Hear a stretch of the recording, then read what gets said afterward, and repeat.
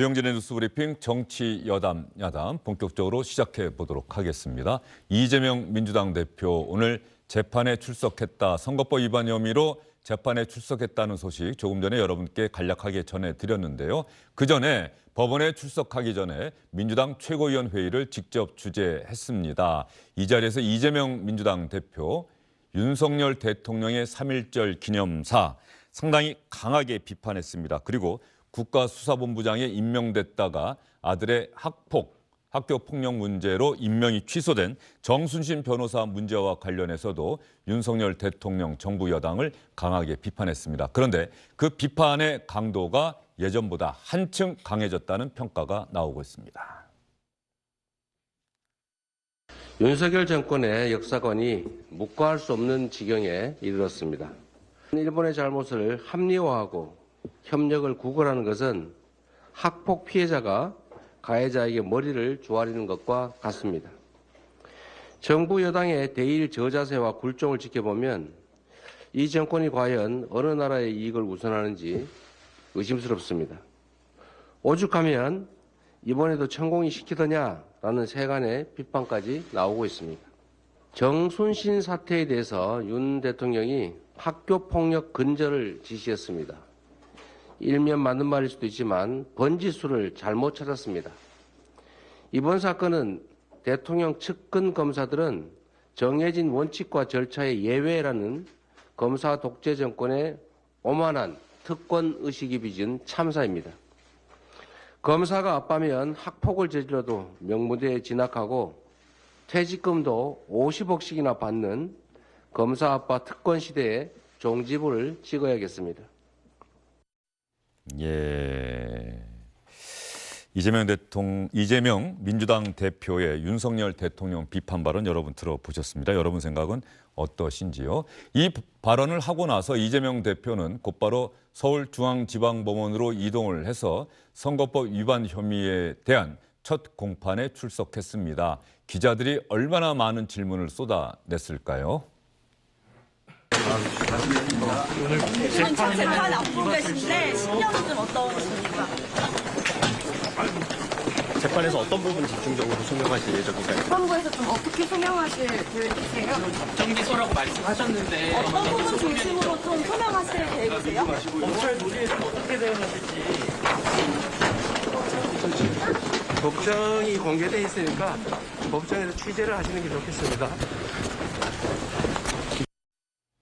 예, 법정에서 취재하시는 게 좋겠습니다라고 딱 한마디를 했는데 장소가 보니까 서울중앙지방법원 앞에서 법조를 출입하는 기자들이 아니라 정치부 기자들이 최고위원 회의가 끝나고 나오는 이재명 대표에게 질문하는 모습이었습니다. 세 분과 이야기를 이어가도록 하겠습니다. 장동혁 국민의힘 의원, 장철민 더불어민주당 의원, 손정혜 변호사 나오셨습니다. 세 분 어서 오십시오. 안녕하세요. 자, 장철민 의원, 민주당은 내부 분위기가 점점 일단 특히 지도부 이재명 대표는 상당히 뭐라고 할까요? 좀 강해지는 것 같다. 어떤 분노가 점점 커지는 것 같다. 뭐 이런 느낌이 좀 있습니다. 안 그래도 최근 일주일 동안 당내가 많이 혼란스럽습니다. 네. 저도 이 혼란 상황에 대해서 민주당 국회의원을 한 사람으로서 큰 책임감과 그런 어떤 마음 아픔을 느끼고 있고요. 뭐 이재명 대표가 더 이제 강해지는 측면이 있다라기보다 지금 저희가 이 당내 혼란을 극복하기 위한 정말 큰 노력과 큰 소통이 필요하구나라는 그런 생각들을 의원들도 그렇고 지금 지도부도 그렇고 많이 하고 있는 중입니다. 예. 장철민 의원은 사실은 장철민 의원 개인적으로는 어떠한 생각을 갖고 있어요? 지금 지도부나 이른바 친명계 의원들은 처음에는 주춤하다가 이거 이대로는 안 되겠다. 찬성표, 무효표, 기권표 던진 의원들 색출해야 된다. 강성 당원들의 목소리가 옳다. 그게 당원들의 권리다. 이렇게 점점 압박의 강도를 높여가고 있고 비명계 의원들은 어떻게 민주정당에서 이런 일이 있을 수가 있느냐. 같이 정당을 못하겠다는 뜻이냐. 다음에 또 만약에 체포동의안이 온다면 그때는 가결시킬 수밖에 없다. 뭐 이런 분위기까지 감지가 되는데 우리 장철민 의원은 어떤 생각을 갖고 계세요? 저는 솔직히 둘 다 큰일이라고 생각합니다. 둘 다 큰일이다. 사실 이번에 이제 체포동의안 건도 그러니까 저희가 민주정당에서 특히나 민주주의를 중요하게 여기는 저희 당에서 뭔가 말로 토론하고 그런 어떤 그 과정을 통해서 결과물을 만들어내는 게 아니라 이 무기명 투표로 사실 이런 어떤 그 행위들을 했다는 것 자체가 사실 저도 굉장히 이 안타까운 일, 사실 저희가 선택하면 안 되는 그런 일들을 해놓은 거에 대해서 사실 굉장히 답답하고 특히나 어떤 의미에서는 이게 저희 내부의 문제나 이 당무에 관련된 사항도 아니고 뭐 저희 입장에서만 보면 검찰이라는 외세의 침략을 저희가 활용한 거거든요.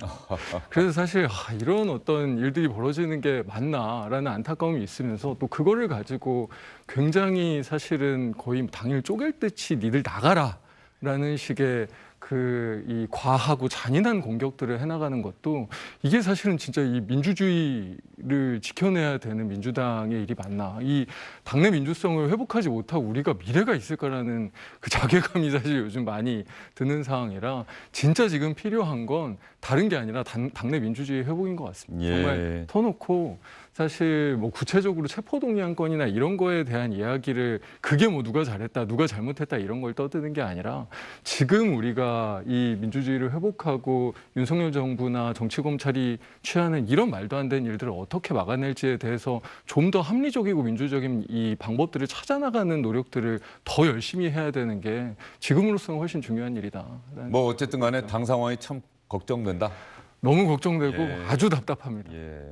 이재명 대표 입에서 아까 최고위원 발언 보니까 최고위원 회의 발언 보니까 천공 얘기가 또 나오고 학폭 가해자 피해자 마치 이번 3.1절 기념사 봤더니 학폭 피해자가 학폭 가해자에게 사과하는 것과 같다. 최근에 정순신 변호사 국가수사본부장 임명됐다가 취소된 그 사례를 또 들면서 윤석열 대통령을 아주 강하게 비판했어요. 민주당이 그동안 국민의힘을 비판해왔던 지점들에 대한 것을 한꺼번에 모아서 비판하신 것 같습니다. 거기에 다 담아서. 그런데 제가 눈여겨본 것은 조금 전에 화면을 보면서 네. 단어는 매우 강한 단어를 썼는데 목소리에는 크게 힘이 없으셨다는 걸 하나 발견했고요. 그리고 국회에서는 간단하게라도 답변을 하셨었는데 법원에 가면서 법정에 들어가면서는 묵묵부답 아무 말도 안 하셨다. 그게 검찰에서 그동안 보여왔던 모습과는 좀 다른 모습인데 그 대조적인 모습 그리고 참 강한 단어를 썼는데 목소리에 힘이 없는 그게 오늘의 여러 가지 상황과 지금 이재명 대표의 심경을 다 말해준다고 생각합니다. 예, 알겠습니다. 그러면 순 변호사님과 함께 이재명 대표의 선거법 위반 혐의에 대한 첫 재판 어떻게 진행됐는지 오전 공판은 끝났고요. 조금 전에 주요뉴스 상황을 전해드릴 때만 하더라도 오후 공판은 시작되지 않았다 이렇게 이야기를 했는데 순 변호사님, 이재명 대표의 선거법 위반 혐의 어떤 구체적인 사실관계가 어떤 것들입니까? 선거법 위반 혐의 중에 이제 허위사실 공표죄가 네. 이제 공소장에 적시되어 있습니다. 2개의 공소사실로 구성이 되어 있는데요. 첫 번째 어떤 허위사실이냐면 고 김문기 전 차장과 관련해서 내가 성남시장 재직 시절에는 잘 몰랐다라는 취지의 발언이 허위사실로서 허위사실을 알면서도 공표했다라고 적시가 되어 있고요. 두 번째 허위사실은 백현동 개발 사업 관련해서 네. 특혜성으로 이렇게 용도 변경을 단계를 넘어서 해줬는지에 대한 취지의 질문에 대해서 국토부가 이것을 하라고 협박을 하거나 직무유기로 문제 삼겠다라는 행동 때문에 우리가 그렇게 할 수밖에 없었다라는 취지의 답변이 허위사실이라고 이제 검찰은 보고 있는 것이고요. 이재명 당대표 측에서는 허위사실로 볼 수 없고 의견 표명이거나 특히 공직선거법상 허위사실 공표의 구성 요건에 해당하지 않는다라는 취지의 발언을 하고 있습니다. 예, 그러면 손 변호사가 설명해 준 그 내용, 그 당시의 발언 영상들을 저희가 찾아봤습니다. 사실 고 김문기 처장을 성남시장 재직 시절에 알았습니까? 라고 하는 질문, 바로 이 자리에서 제가 이재명 대표에게 했던 질문이고 그 일정이 사실은 그 전에 인터뷰 일정이 있었다가 어떤 방송사의 사정도 있고 그래서 다시 조율해서 잡은 날짜가 바로 고 김문기 처장이 숨졌다는 소식이 알려진 그 직후였기 때문에 김문기 처장을 알았습니까? 라는 질문이 너무 자연스럽게 나올 수밖에 없었던 상황인데요. 이재명 대표의 당시 답변 그리고 국정감사장에서 백현동 사업과 관련한 이야기 저희가 한번 차례로 여러분께 들려드리겠습니다. 제 입장에서는 어쨌든 제가 한때 이제 지휘하던 그 부하 직원들 중에 한 명이고 어쨌든 이 수사 과정에서 뭐 그게 연원이 돼서 이제 극단적 선택을 하신 것 같은데 정말 안타깝죠. 김문기 처장은 개인적으로 시장 재직 때 좀 아셨습니까? 아니면 어떻습니까? 제가 시장 재직 때는 몰랐고요. 예. 그러니까 뭐 하위 직원이었으니까 도지사가 돼서 재판 받을 때 이 사람의 존재를 알게 됐고 전화도 꽤 많이 했고 제가 계속 물어봐야 되니까요. 업무 파악을 가장 잘하고 있는 사람이었던 것 같습니다. 당시. 그거는 국토부가 요청해서 한 일이고 저희가 응할 수밖에 없는 그런 상황입니다. 국토부 장관이 도시관리계획 이거 변경 요구하면은 지방자치단체장은 반영해야 된다. 의무조항을 만들어놨습니다. 이걸 가지고 만약에 안 해주면 직무유기 뭐 이런 걸 문제 삼겠다고 협박을 해서 제가 그때 낸 아이디어가 뭐냐면 반영은 해주는데 다 해주란 말은 없으니까 조금만 반영해 주겠다. 이렇게 또 다 기자회견을 해가지고 이거 사셔도 건축 허가 안 해줍니다. 요만큼만 해줍니다. 요만큼만 바꿔줍니다 해서 사실은 성남시 공공기관 이전 부지 5곳이 매각이 몇 년 동안 불발됐던 거예요. 자, 손 변호사님, 저 문제가 된 이른바 기소가 된 사유가 된 발언들을 들어봤는데 저기에는 뭐 전제가 있어야 될 거 아니겠어요? 성남시장 재직 시절에 고 김문기 처장을 몰랐습니다라고 하는 말이 검찰은 그걸 거짓말이라고 보는 거고 백현동 사업과 관련해서는 국토부가 협박을 했다라고 하는 바로 이 표현이 문제가 되는 겁니까? 협박이 됐고 또 국토부에서 그렇게 하라고 요구를 했는지에 대한 객관적 사실이 사실과는 다르게 허위 사실이었다라는 점을 보고 검찰에서는 허위 사실일 뿐만 아니라 허위에 대한 인식도 있었기 때문에 이것을 선거에 영향을 미칠 목적으로 허위로 대중들에게 말을 했다 이런 취지로 이제 기소를 했는데요. 굉장히 중요한 쟁점들이 몇 가지 있습니다. 과거에 이제 대법원 판례로서 정리된 내용은 중요 부분이 허위여야 되고요. 두 번째로는 이 사실이 선거인들이 정확한 판단을 하는데 영향을 미칠 정도의 사안이 되어야 됩니다. 그리고 그 다음으로 중요한 것은 이 말한 사람, 이재명 당대표가 그 당시에 이제 의도적으로 사실을 왜곡했느냐. 예를 들면 우리가 인간이라는 것이 기억에 한계가 있고 또 시간이 지나면 망각을 하기 때문에 또 같은 사실도 오인, 착각, 부지로 잘못 알고 있었다가 이건 사실은 아닌데 말이 잘못 나오는 경우가 있죠. 근데 그런 것과 다르게 의도적으로 어떤 영향을 미칠 목적으로 허위로 이제 사실을 이야기해야 되는 점. 이것들이 이제 증명이 돼야 유죄가 나온다라는 것이고 중요한 건 지금 이재명 당대표 측은 주관적인 의견 표명이라고 이제 부인하고 있는데요. 그러니까 주관적으로 인식하고 있었느냐. 그 사람의 마음을 읽어야 되는 문제입니다. 여러 가지 사정을 종합했을 때 성남시장 재직 시절에도 김문기 처장이랑 이런 관계가 있었고 충분히 그 사람이 하는 역할을 알고 있었을 뿐만 아니라 뭐 보도를 통하면 해외여행도 갔다 왔다, 뭐 골프를 쳤다, 과거에 리모델링 관련한 사업도 같이 활동한 전력이 있다. 이거를 인식했음에도 불구하고 애써서 이것을 다르게 표현했는지 이것이 이번 사건의 쟁점이라고 말씀드릴 수 있습니다. 예. 자, 성남시장 재직 시절에는 고 김문기 처장을 알지 못했다. 백현동 사업과 관련해서는 국토부의 협박이 있었다. 이 두 발언을 허위 사실, 거짓말이라고 검찰은 보고 있는 건데 오늘 오전 공판에서 아마 이재명 대표는 직접 얘기는 안 한 것 같아요, 변호사님. 이재명 대표 측 변호인단이 김문기 처장을 잘 모른다. 백현동 사업과 관련해서 어떤 이야기를 했는지 혹시 변호사님 보셨습니까? 네, 이재명 대표 측에서 이제 변호인의 주요 변호인 의견이 나왔습니다. 일단 안다 모른다라는 것은 주관적인 표현에 불과하다. 즉 우리가 명예훼손죄를 따질 때 사실의 적시는 명예훼손으로 처벌하지만 의견 표명은 사실 적시가 아니기 때문에 무죄가 나옵니다. 같은 논리로 이 사실 적시가 아니라 주관적인 어떤 개인적 표현에 불과했다라는 주장이 나왔고요. 특히 방송이든 토론회 등 즉흥적인 상황에서 이렇게 질문과 답을 할 때는 표현이 명확하지 않을 수 있는 한계가 있기 때문에 그런 한계로 부정확한 표현이 나갔을 뿐 본인이 의도적으로 허위 사실을 알면서 이것을 외부에 표명하기 위한 의도성이 없다. 이렇게 범행에 대해서는 무죄 취지 변호를 했습니다. 의도성이 없었다는 얘기는 이해가 되는데 그 앞부분은 잘 이해가 안 돼요. 이게 예. 예를 들면 이렇습니다. 예. 이 사람과 제가 이 사람을 아느냐 예. 모르냐는 사실로서 규명할 수도 있지만 제 인식에는 의견일 수 있습니다. 사실 굉장히 많은 사람을 만나면서 살고 있기 때문에 예. 아마 앵커님도 매일 뉴스를 진행하니까 하루 20명 이상은 새로운 사람을 만날 수도 예. 있습니다. 근데 어떤 사람은 나랑 안다고 주장하지만 나는 그 당시는 알고 있었는데 지금 내 기억은 까먹거나 명확하지 않아서 잘 모르는데 모른다라는 표현이 나올 수 있는 예. 거죠. 그러니까 이재명 대표는 생각해 보니 내가 과거에 이런 기억을 제대로 복귀했을 때는 알았다고 대답하는 게 객관적 사실일 수는 있지만 그 당시 즉흥적으로 나온 질문에는 내가 기억이 잘 나지 않거나 특히 알고 있어도 내 머릿속에 친밀하지 않으면 잘 모른다고 표현할 수 있기 예. 때문에 이건 내 주관적인 표현이다. 친밀하지 않고 잘 모르는 사람이었다는 걸 그렇게 표현했을 뿐 다만 내가 의도성이 없었던 건 그 뒤에 발언을 봐라. 예를 들면 성남도지사가 되고 나선 전화도 굉장히 많이 했다라고 스스로 경기지사가 되고 밝혔거든요. 나서는? 네, 네. 도지사. 그렇기 때문에 내가 모른다 안다를 가지고 허위 사실을 유포할 마음은 없었다라는 취지로 해석이 되는 겁니다. 그러면 가장 궁금한 정말 아는 사람인지 모르는 사람인지에 대한 대답은 아닌 것 같아요. 사실은 우리가 사회 통념상 객관적 사실을 규정할 땐 안다라고 봐야 사회 통념에 맞죠. 왜냐하면 업무 관련성이라든가 그 당시에 활동했던 내역들이 사진으로 남아있고 관련된 주변 지술 사람들이 그 당시에 시장과 그 직분에 있어서는 알고 있다. 업무를 같이 했다라고 봐야 되는 게 사실이거든요.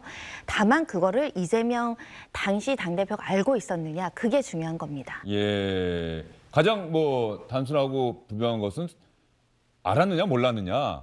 나 진짜 몰랐다. 이런 대답이 아닌 거예요. 지금 보니까. 그리고 지금 기사를 봤더니 고 김문기 처장을 몇 번 봤다고 아는 사람이 아니다. 지금 말씀하신 것처럼 사람을 안다는 기준은 상대적이고 평가적인 요소가 있다.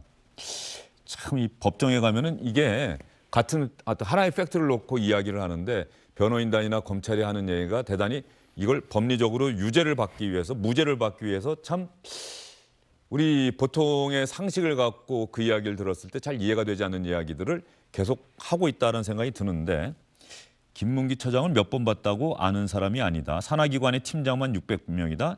기억할 수 있을지 의문이다. 성남시 공무원이 2,500명, 산하기관 임직원까지 더하면 4,000명에 달하고 김문기 씨와 같은 직급인 팀장만 600명이다. 이재명 대표가 성남시장일 때 해외 출장을 16차례 갔고 한 번에 10여 명이 함께 갔는데 이 가운데 한 출장에 같이 간 직원을 기억할 수 있을지 모르겠다. 그런데 검찰은 이 언론 인터뷰가 여러 가지로 봤을 땐 충분히 알고 있었던 사람인데 언론 인터뷰를 SBS하고만 한 게 아니라 다른 몇 군데 언론사와 같이 했고 똑같은 질문에 똑같은 답변을 반복했기 때문에 분명한 의도성이 있다. 뭐 이렇게 보는 것 아니겠습니까? 4번 정도 인터뷰를 예. 하셨고요. 저는 변호사님께서 말씀하신 것 중에 주요 부분이라고 하는 것에 대해서는 뭐 이견이 없을 겁니다. 왜냐하면 그 당시에 이 개발 사업을 하면서 가장 아까 그 이재명 대표도 인정했습니다.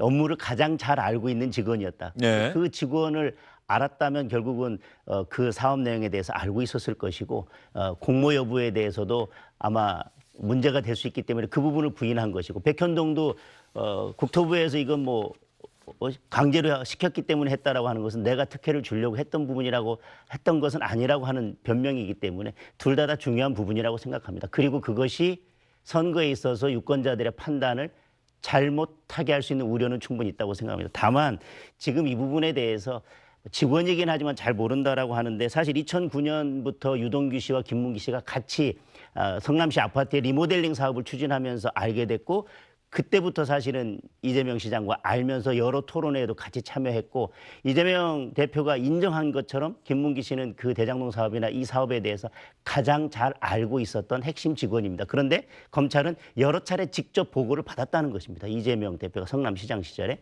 그리고 지금 문제는 가서 출장만 같이 간 거 아니라 같이 골프도 쳤습니다. 유동규 씨와 같은 팀에서 이재명 대표가 김문기 씨와. 그러면서 지금 저는 이 답변에 주목해야 될 점이 있다고 생각해요. 성남시장 시절에는 몰랐는데 경기도지사 시절에는 그 사람이 업무를 가장 잘 알고 있는 사람이기 때문에 내가 전화를 했다는 겁니다.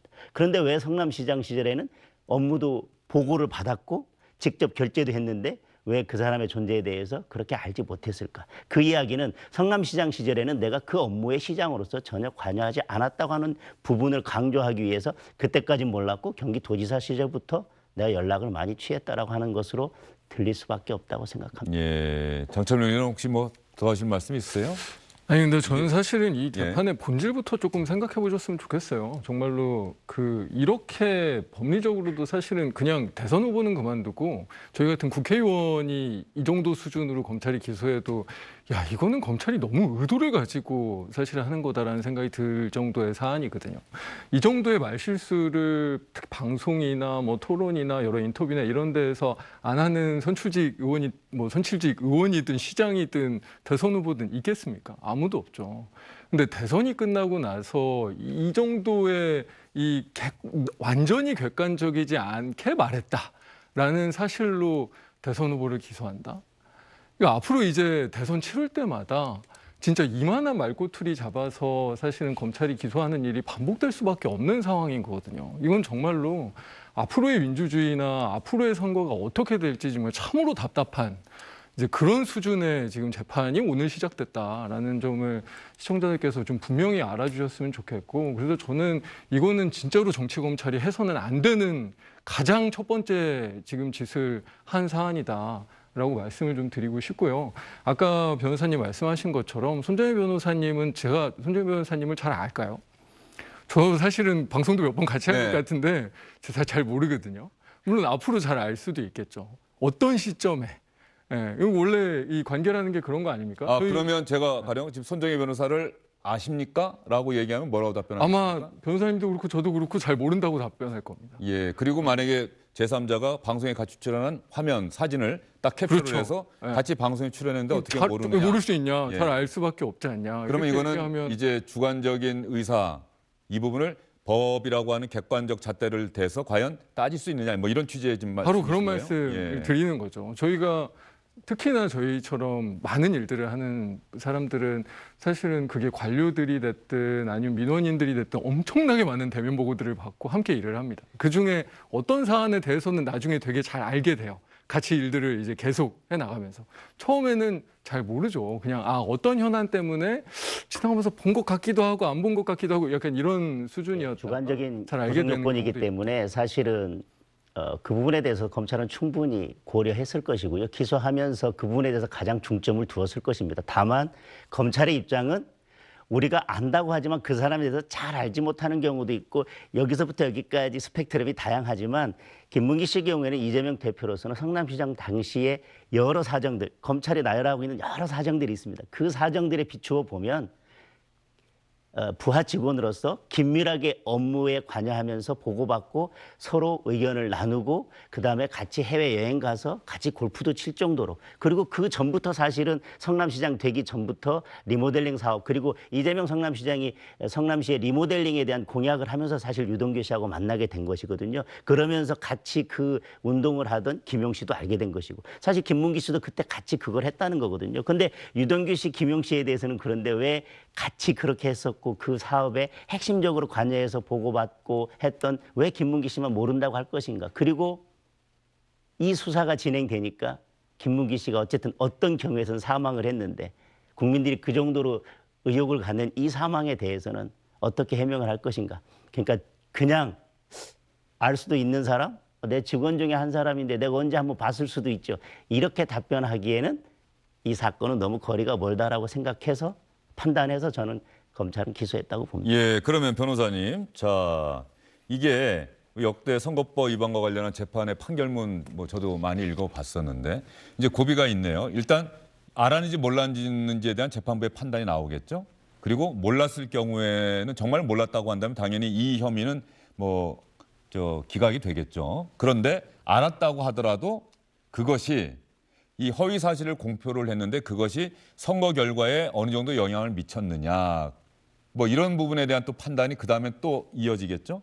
어떻게 보세요?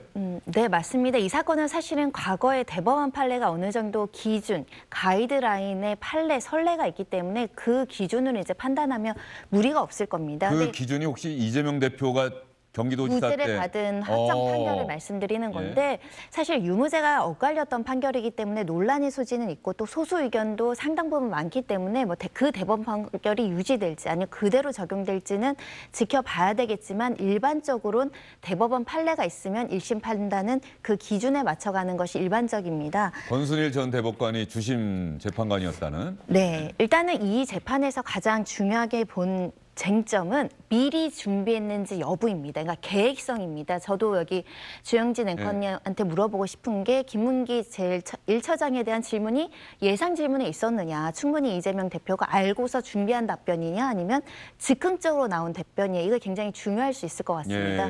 이 대법원 판례에서는 일부 허위의 표현이라든가 부정확한 표현이 있다고 하더라도 이 즉흥적 계속적인 질문이 오고 가는 상황에서는 다소 부정확하거나 세부적으로 좀 사실과 다른 표현이 나올 수 있다. 그런데 이것이 선거 과정에서 이 부분에 관련해서 검증을 통해서 도태될 수 있을지언정 그 표현의 한계를 넘어서지 않는다고 한다면 범죄로 처단하기는 좀 어렵다라는 취지가 이 판례이고요.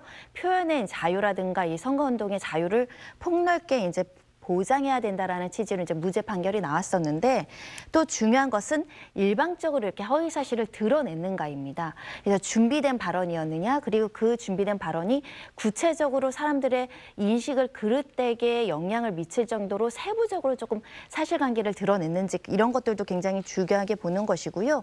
이런 부분이 아니라고 한다면 다소 가정되거나 부정확한 표현의 문제만으로 이걸 범죄로 다스리기는 어렵다라는 취지이기 때문에 일단 검찰이 주장하는 의도성, 즉 그 의도라는 것은 그 당시 대장동 사건이 세간의 주목을 받고 있고 대장동 게이트라는 이야기가 나오고 김문기 1처장이 가장 중심적인 사람으로 거론되는 그 시점에 관계성을 물으면 관계가 있다 그러면 이재명 그 당시 후보 입장에선 부정적인 영향이 미칠 우려가 있거든요.